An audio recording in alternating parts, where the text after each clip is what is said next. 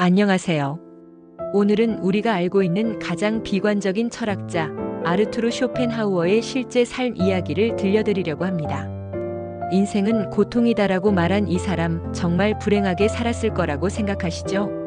그런데 놀랍게도 쇼펜하우어는 매일 오후에 산책을 하고 좋은 음식을 즐기고 78세까지 건강하게 장수했습니다. 도대체 무슨 일일까요? 쇼펜하우어를 이해하려면 먼저 그의 어머니 요한나를 알아야 합니다. 요한나는 당시 유명한 소설가였어요. 괴테와도 친분이 있을 정도로 사교계의 스타였죠. 문제는 이 어머니가 아들에게 전혀 관심이 없었다는 겁니다. 쇼펜하우어가 17살 때 아버지가 자살했어요. 그런데 어머니는 슬퍼하기는커녕 이제 자유다 라며 바이마르로 이사가서 문학살롱을 열었습니다. 아들은 함부르크에 혼자 남겨두고 말이에요. 20대 중반에 쇼펜하우어가 철학 공부를 하겠다고 하자 어머니는 이렇게 말했습니다. 철학? 그건 굶어 죽는 길이야. 실용적인 일을 해라. 하지만 쇼펜하우어는 어머니는 명성을 원하지만 나는 진리를 원한다고 맞받아쳤어요. 둘의 갈등은 극에 달했습니다. 어머니는 아들을 고집불통의 이기적인 놈이라고 했고 쇼펜하우어는 어머니를 허영심 덩어리라고 불렀어요. 결국 1814년 쇼펜하우어가 26살 때 둘은 완전히 절연했습니다. 어머니가 죽을 때까지 24년간 한 번도 만나지 않았어요. 여기서 중요한 점은 쇼펜하우어의 인간관계는 고통의 근원이라는 철학이 바로 이 경험에서 나왔다는 겁니다. 세상에서 가장 가까워야 할 어머니조차 자신을 이해하지 못하는데 다른 사람들이야 오죽할까요? 쇼펜하우어는 평생 결혼하지 않았습니다. 하지만 연애를 안 한 건 아니에요. 20대에는 베를린의 무이 카롤린의 마르케와 사랑에 빠졌습니다. 그런데 이 관계도 결국 깨졌어요. 30대에는 17세 연하인 카롤린의 메돈이라는 여성과 교제했습니다.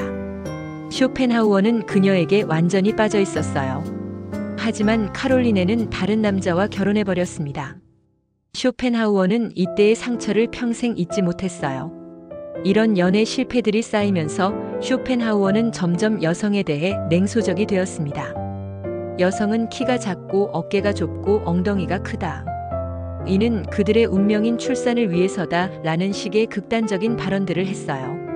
하지만 역설적이게도 쇼펜하우어는 여성의 권리를 옹호하기도 했습니다. 당시로서는 진보적인 여성도 교육받을 권리가 있다고 주장했거든요.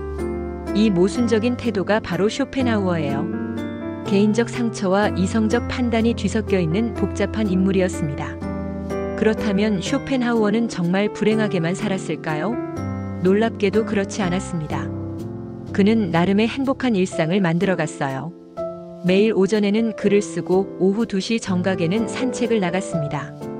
비가 와도 눈이 와도 빠뜨리지 않았어요. 산책할 때는 항상 푸들과 함께였는데 이 개들의 이름이 재미있어요. 전부 아트만이었거든요. 불교에서 말하는 영혼이라는 뜻이에요. 쇼펜하우어는 개를 무척 사랑했습니다. 개는 인간보다 훨씬 순수하고 솔직하다고 말했어요. 어느 날 이웃집 재단사와 개 때문에 다퉜는데 재단사가 당신은 개만 있으면 되겠네요 라고 비아냥거리자 쇼펜하우어는 그래요. 개가 사람보다 낫거든요 라고 대답했다고 해요. 음식에 대한 취향도 독특했어요. 매일 같은 호텔에서 식사했는데 항상 혼자 앉아서 신문을 읽으며 먹었습니다. 다른 손님들이 시끄럽게 떠들면 화를 냈어요. 식사는 명상과 같다는 게 그의 철학이었거든요. 특히 재미있는 건 콘서트에 다니는 것을 좋아했다는 점이에요. 음악을 의지의 직접적 표현이라고 여겼던 쇼펜하우어는 베토벤과 모차르트의 음악을 들으며 황홀경에 빠지곤 했습니다. 쇼펜하우어의 가장 큰 고통은 무시당하는 것이었어요. 30세의 대작 의지와 표상으로서의 세계를 출간했지만 거의 팔리지 않았습니다. 출판사는 재고가 남아돈다며 불평했어요. 대학에서 강의를 시작했지만 이것도 실패였어요. 당시 철학계의 스타는 헤겔이었거든요. 쇼펜하우어는 일부러 헤겔과 같은 시간에 강의를 개설했는데 학생들은 모두 헤겔 쪽으로 갔어요. 결국 수강생이 5명도 안 되어서 강의를 포기해야 했습니다. 이때 쇼펜하우어는 깊은 좌절감에 빠졌어요. 나는 진주를 던졌지만 사람들은 돼지였다고 일기에 썼습니다. 오늘날로 치면 블로그에 정성스럽게 쓴 글이 조회수 10도 안 나오는 그런 기분이었겠죠. 하지만 그는 포기하지 않았어요. 진실은 언젠가 빛을 볼 것이다라며 계속 글을 썼습니다. 50대가 되어서야 조금씩 인정받기 시작했고 60대에 이르러서는 유럽 전체에서 유명해졌어요. 여기서 흥미로운 점이 나타납니다. 세상에서 가장 비관적인 철학자가 실제로는 꽤 만족스러운 삶을 살았다는 거예요. 쇼펜하우어는 이렇게 말했습니다. 행복을 추구하지 말고 불행을 피하라. 그리고 실제로 그렇게 살았어요. 결혼해서 가정을 꾸리는 대신 혼자 살며 자유를 택했고, 명예를 쫓는 대신 진리를 추구했고, 사교 모임 대신 고독을 선택했습니다. 그 결과 어떻게 되었을까요? 남들보다 훨씬 평온한 삶을 살 수 있었어요. 매일 규칙적으로 산책하고 좋아하는 음악을 듣고 개와 함께 시간을 보내며 78세까지 건강하게 장수했습니다. 이게 바로 쇼펜하우어의 진짜 메시지예요.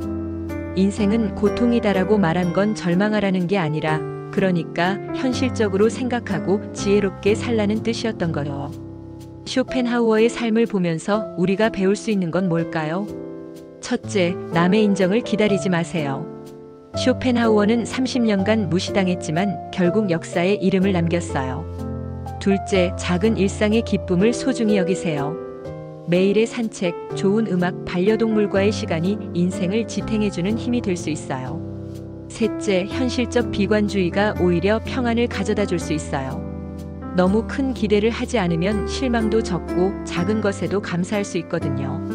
쇼펜하우어는 말했습니다. 인생의 지혜는 기대를 낮추는 것이다. 어쩌면 이것이 중년을 살아가는 우리에게 가장 필요한 철학일지도 모르겠네요. 구독과 좋아요는 영상 제작에 큰 힘이 됩니다. 감사합니다.